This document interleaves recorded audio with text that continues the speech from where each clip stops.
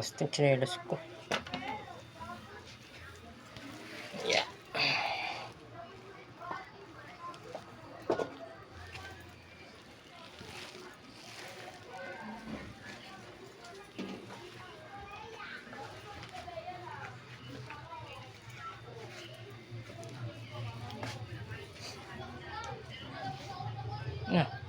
Kumain ka na?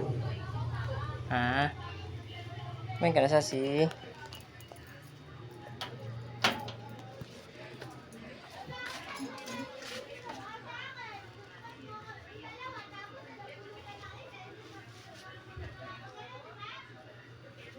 Kumain ka na, Sasi? Parang may ano ka.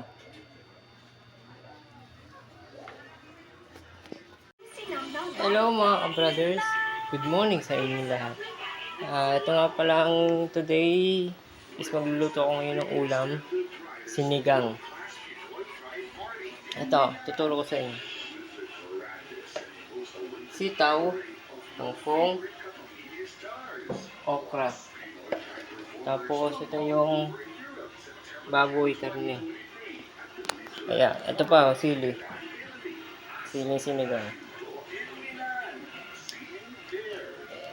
Ayan, mag-vlog tayo ngayon para sa pagluluto at paghihiwa ng gulay. Ayan.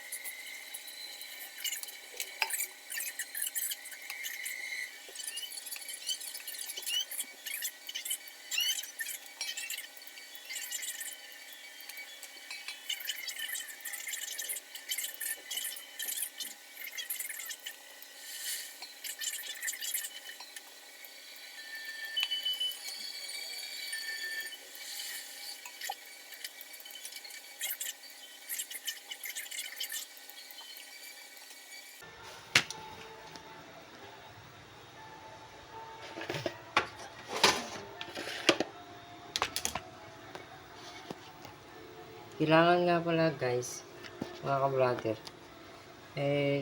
titignan nyo yung kangkong na sariwa. Yung sariwang sanga, yung sariwang dahon, tulad nito, sariwa. Kasi yan, sariwa, malambot pa. Tapos, kaya ito pinuputol ko agad dito. Kasi, pipindutin nyo muna kung matigas o malambot. Kasi kung malambot siya, pwede siyang kainin. Pero kung matigas pa siya, pag matigas pa rin.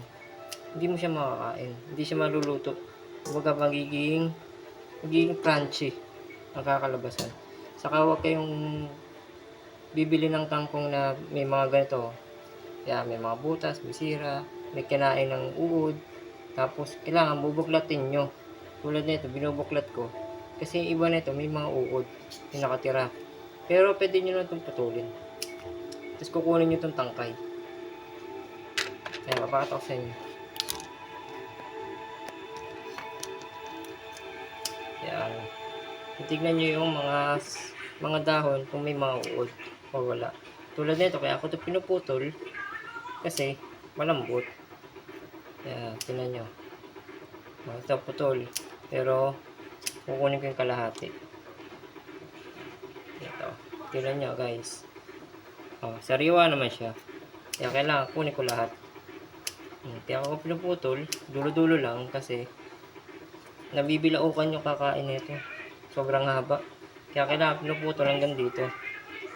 Ayan na lang. Makita nyo? Hanggang dyan lang siya. Hindi siya pwedeng putulin na hanggang dito. Yan. Yung ganyan kahaba. Kailangan dito siya puputulin. Dito siya puputulin. Para hindi siya gano'ng kahaba. Ngayon, pag naputol niya na siya, ayan, hanggang dito, pwede siya putol. Kasi ito malambot pa to eh. Sariwa pa yan. Ito. Kasi ito, ayan, malambot to. Kasi pag naluto to, sobrang lambot niya. Tulad niyan. Ito sariwa pa. Pwede nyo ito putulin. Pero pagdating dito sa ibaba, hanggang gitna, matigas na to eh. Hindi nyo na ito makakain. Magiging crunchy ito pag kinain nyo. Kahit sabihin nyo lutong-luto yung pagkain nyo. Ay yung niluto nyo. Magiging crunchy pa rin siya. Tulad yan, ito. Lantan hindi nyo na makakain to. Pero kunin nyo yung dulo. Putulin yung dulo. Kunin nyo to. Yan. Para masarap kainin. Kasi pag malambot, masarap kainin. Tulad nito, lantan pero kukunin ko pa rin itong dulo. Yan. Huwag naman masyadong mahaba ito lang yung tama lang. Tignan mo. Kasi laki lang ng daliri ko lit-lit lang ng daliri ko. So ayan guys. Tuturo ko sa inyo pagputol ng kangkong. Pwede naman kamayin. Kaya lang kasi yung kamay ko walang masakit sa kamay. Sakit sa kamay. Kaya ginagawa ko, ginugunting ko na lang. Para mabilis. Yan. Ito malambot pa to, pwede pa itong kunin. Ito malambot pa, pwede kunin. Pagdating sa gitna, wala na yan, matigas na yan. Hindi mo na yung crunchy. Magiging kakalabasan ng crunchy. Ito. Tulad nito, laki lapad ng dahon. Kaya puputulin niya, hanggang dito lang. Putulin siya hanggang dito lang. Ito. Tapos ito. Yan. Malambot pa kasi siya. Ito. Sariwa pa, walang butas. Lantaman siya, kaya lang. Kasi nalanta lang siya dahil sa init. Pero sariwa yan. So, ayan. Ito pa, kalahati. So, ayan guys.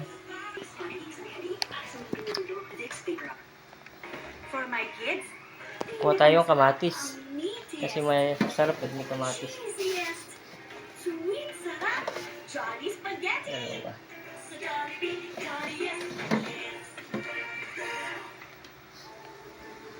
ba? Hugasan natin to. Para hindi siya pangit. Hindi siya maduming tignan. Saka para malinis. Parang bumababa yung cellphone ko. Bumababa. Yan.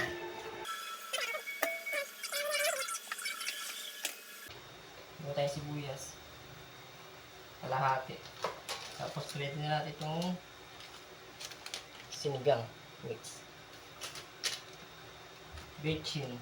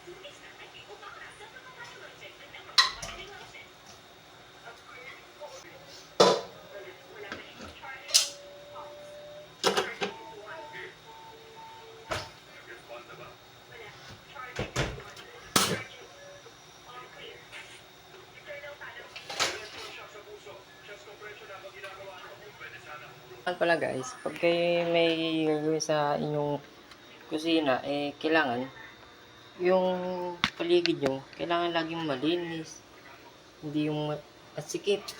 Yung andito yung kaldero, andito yung sangkalan, andito yung kutsilyo, andito yung planggana. Kailangan tulad nito, wala sa gabal sa paligid. Ito lang ang nandito. Yung mga rekado lang ang dapat nandiyan. Hindi yung andito yung kaldero, andito yung kawali, sama-sama, tapos hindi ka makakilos ng maayos. Ayan, ito lang. Hugasan natin itong gulay. Masyadong malaki itong isa eh. Kaya lilipat ko sa malit na planggana. Plangganita, kung tawagin. Hindi planggana kasi ang planggana malaki. Plangganita ang tawag sa ganyan.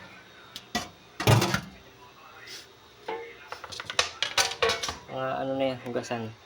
Mga ka-brothers, ang mga niluluto nyo, kailangan lagi malinis.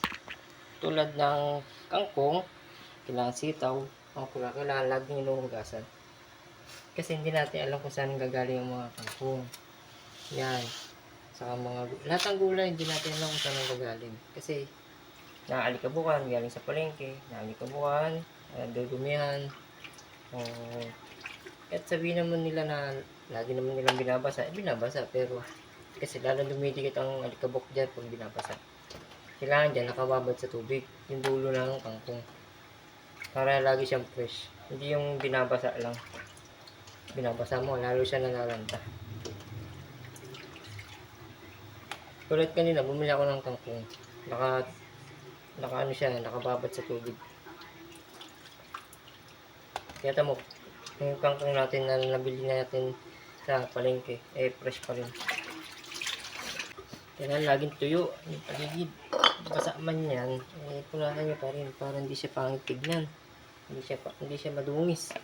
Hindi makalat. Di ba lang yung mukha mo ang makalat, huwag lang yung paligid. Lalo sa pagluluto, kailangan malinis ka. Hindi yung kailangan masyado kang makalat. Ayun guys, papakuloy natin itong baboy para lumambot.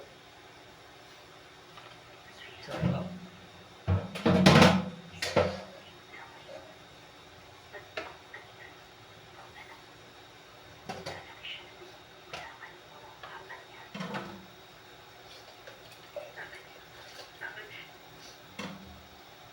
ito guys, babalawan lang natin ito. Kasi ano lang naman ito. Nahuhulog ang aking cellphone. Nahuhulog ang aking cellphone. Yan nga mga kabranda, i-update ko kayo dito sa aking pagluluto ng sinigang. Yan. I-update ko kayo mamaya. Ay, ito pala. Bumili nga pala ako ng dalandan kasi medyo sinisipon kami, sipon ubo. Gawa nga ng ulan init. Ayan. Guys, ganyan tayo. Dalang hita. Pampawala ng sipon, saka ng ubo. Kaya ako pala tinatanggal tong mga sapal-sapal kasi sabi nila dito raw ang vitamins. Itong mga to. Yung mga buhol, yan, yung mga ganyan. Yung iba, hindi kinakain na to ng diretso. Kasi nandito raw yung sarap. Kaya ako tinatanggal to kasi sumasabit sa ipin ko. Sumasabit. Kaya tinatanggal ko. Pero kung kinakain ko to nung hindi niluluwa. Masarap siya kasi Gusto nyo?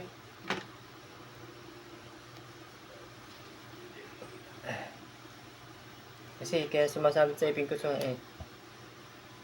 space send space blanco. Wala pa yung asawa ko, nasa Pure Gold pa siya, nag-i-intro dahil nag-i-start na siya magtrabaho. Balik ulit siya sa dati niya company niya is tawag doon McKinsey pala.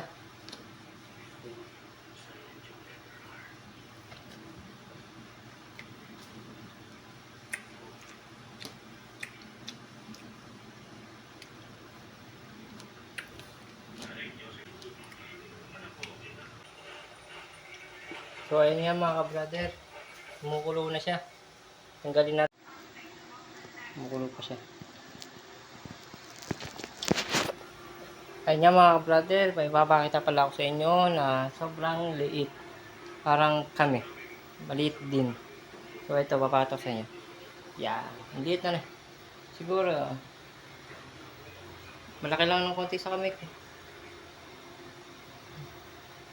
Tapos, yung binili namin to sa Shopee, nasa 100 plus, 190, mga ganun. May libre na siyang ganito, abobot. Tapos may kasama na siyang LED light na Christmas light. Kaya lang, di battery nga lang siya.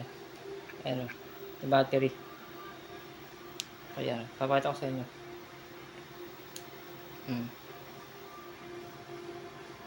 Para maganda. Ganda, di ba? Maliit. Parang kami. Maliit. Tapos, pinatay ko na. Tapos, bumili rin pala ako ng modifier para sa paligid. Para hindi masyadong mabawang loob ng bahay. Eto, bumili kami. Ayan. Parang ano na, air freshener. Parang ganun, air freshener yata ang tawag dyan. Ayan. Kaya lang, isaksak siya. Ayan o. Kaya lang, nakakonekta siya dito sa power bank. Ayan. Nakakonekta sa power bank. Pwede naman siya sa saksakan. Kaso, ginagamit yung TV. Ayan. Tingnan nyo, nakikita nyo. Nag-iba kulay niyan.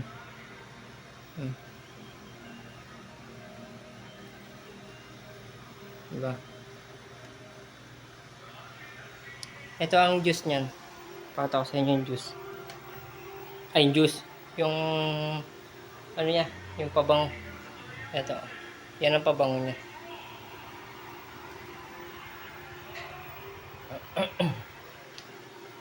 Tapos, bumili ako sa Shopee ulit na itong maliit na parang siyang rice cooker. Maliit siya. Tingnan mo. Maliit. Medyo matangkad din kasi gawa na itong ano. Ayan o. Ano siya? Tepal. Kahapon, ginamit ko to sa pagluluto ng noodles. Ginamit ko. Kaya lang, hindi saksak siya. Kasi, pero ang gaang. Hindi siya katulad ng rice cooker na mabigat. Maliit lang siya. Maliit lang. Hindi katulad na ito. Laki. Ito, rice cooker, pang 5 kilo, 5 gatang to. Ito, wala. Mababaw to eh. Hindi namin. May date pa yan. Tapos, meron siyang kasamang takip, saka ito, yung strainer niya, medyo plastic. Parang lang siya, pwede pang steamer. Kumbaga, pang siomai style.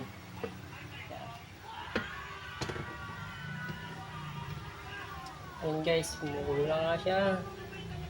Kumukulo na. Nakaready na ang ating mga ingredients para sa pagluluto. Yan. Mga ingredients para sa pagluluto. Ano oras na ba?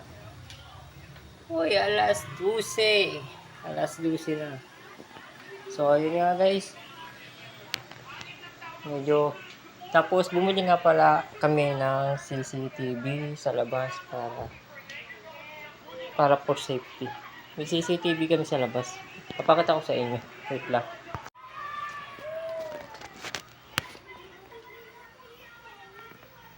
Ayan, CCTV namin. Ano nga lang siya. Naka-direct sa saksakan. Hindi ako siya dinirect. Yan. Nakarekta yan dyan. Tapos, ayun yung wire niya kulay itim. Tapos, yan.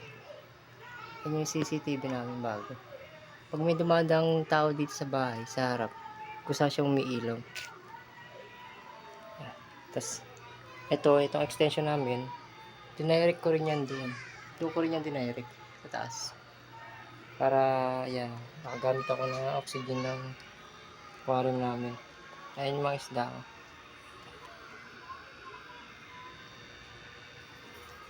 Yung isda ko waterproof, hindi yan nababasa eh. Tapos yung alaga akong aso, Sassy, ay buntis yan. Buntis oh. Gusto niya laging nakahiga. So ayun nga, pasok tayo ulit sa bahay. Ayun nga mga brother, natatandaan nyo yung pinost ko sa vlog sa Facebook, sa YouTube, sa TikTok, Instagram.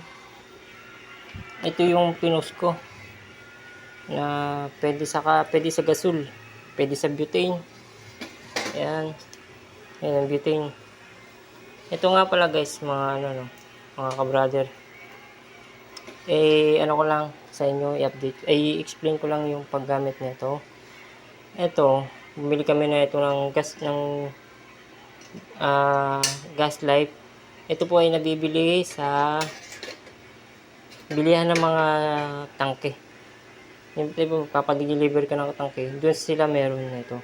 Ito po ay nabibili ng, depende po yun sa sa tindahan, yung mga nagbebenta ng gas.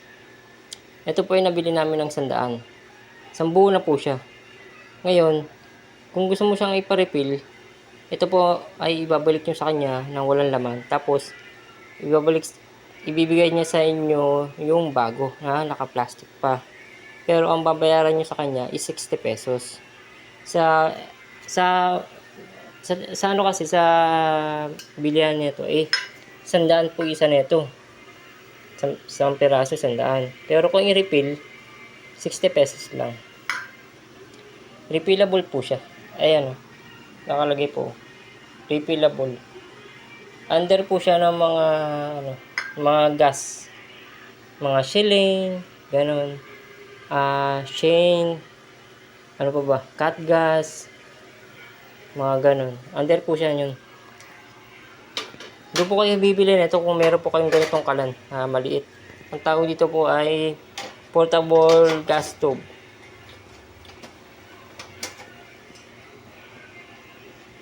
Pagkabit po niyan, ito, turo ko sa'yo. Kailangan po ito, nakatutok ito sa butas. Ayan. So, kung nakikita niyo po ito, bakit po siya may ganito? Dahil po dito. Dahil dyan po siya maglalak. Ayan o. Kaya po siya may ganyan. Ngayon, papasok po natin siya.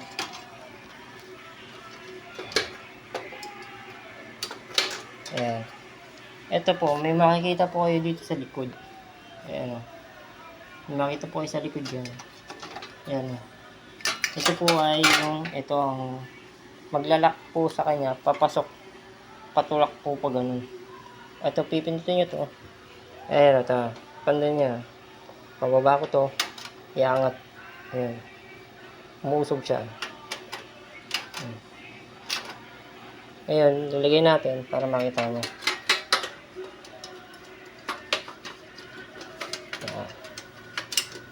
Titilan nyo to guys kasi may uwang yan, di ba, yung sinasabi ko kanina. Ayan, ibababa ko to. Tingnan nyo mangyayari. Ayan. Medyo nag-lock na siya. Hindi nyo na siya makukuha. Oh.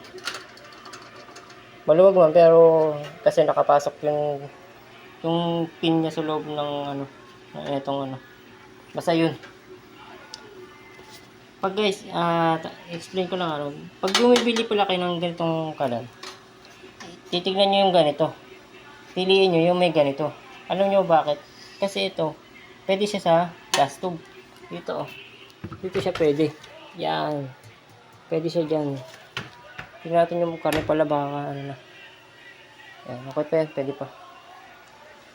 Natatandaan nyo yung pinost ko sa vlog na bumili kami nito tapos pinonvert ko siya doon sa kalan. Dito ko siya nilagay. Pag wala kayong ganito, hindi siya magagamit, kundi puro butane lang. Kailangan 2-way siya. 2 in 1. Isang kalan, pwedeng butane, pwedeng gasol. Yan ang bibili nyo. Kasi pag binili nyo lang na walang ganito, yung tatanggal naman to natatanggal to. Hindi ko na may kabit. Hindi ko na matanggal. Basta natatanggal po yan. Saka meron pa po ikinakabit dyan bago po yan. Meron po dyan itunutusok bago po ikabit yung hose.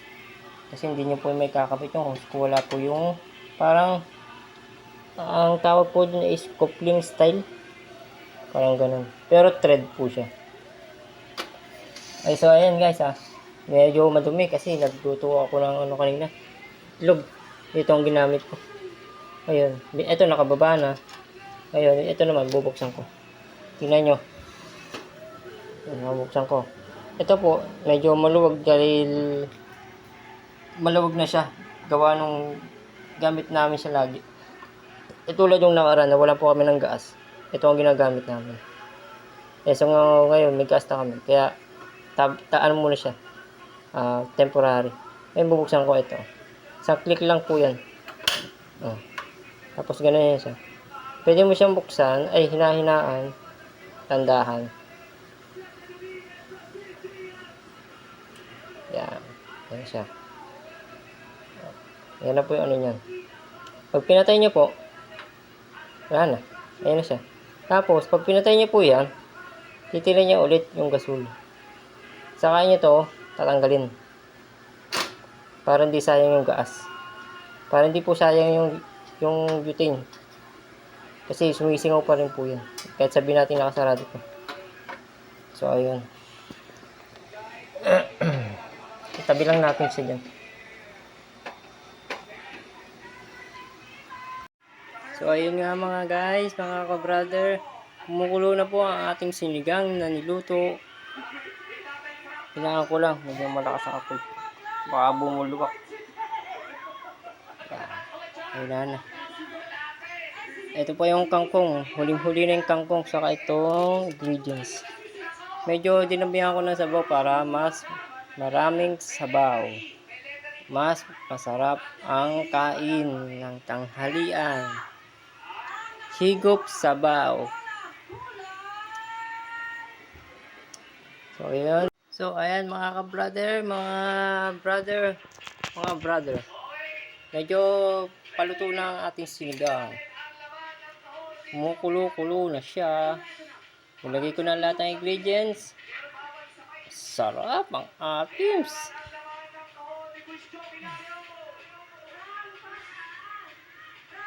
Nahalo-halo ko pa kasi para yung powder niya maluto.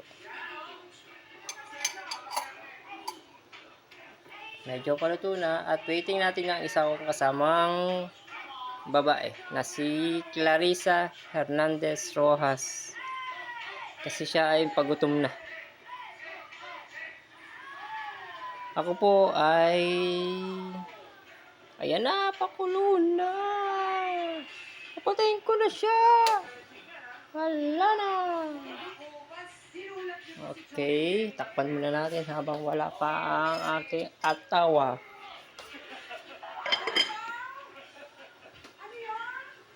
So, ayun mga ka-brother.